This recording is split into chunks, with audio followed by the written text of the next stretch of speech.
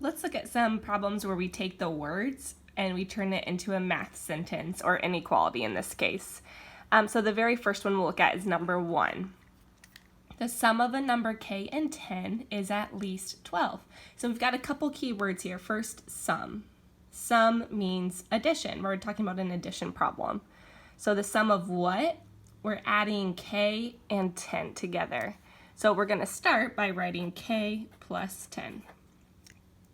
And we know the sum of k and 10, k plus 10, is at least 12.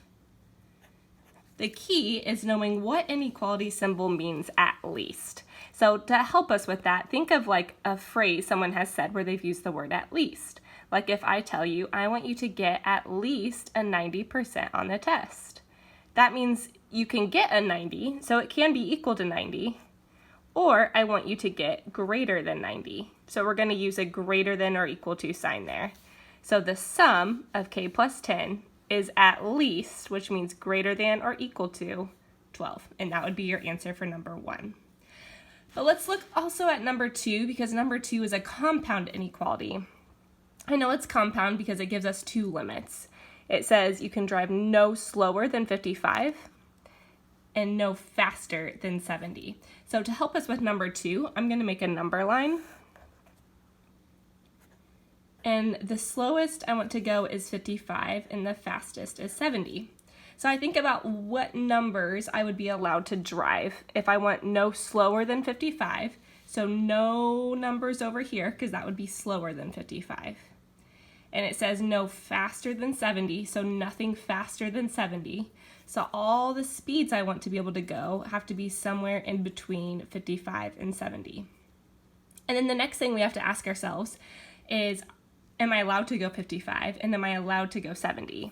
It says no slower than 55, but that doesn't mean you can't go 55, so we'll close that circle. Same with 70. So sometimes it's easier to graph first, because now by looking at this graph, I know that it's an and inequality because it's shaded in the middle.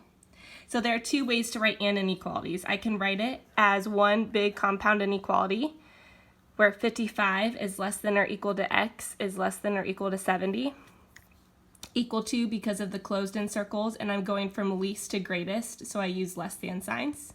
You could have also written it the other way, and said 70 is greater than or equal to x is greater than or equal to 55. This is just going from greatest to least, so I would use greater than signs, but we don't write it like this very often. Usually we go least to greatest. We could also write this as 2 separate inequalities. I could have said x needs to be bigger than or equal to 55, and it also has to be less than or equal to 70. You have to go more than 55 miles per hour, and you also have to go less than 70 miles per hour. So you could write it as 2 separate ones separated by an and.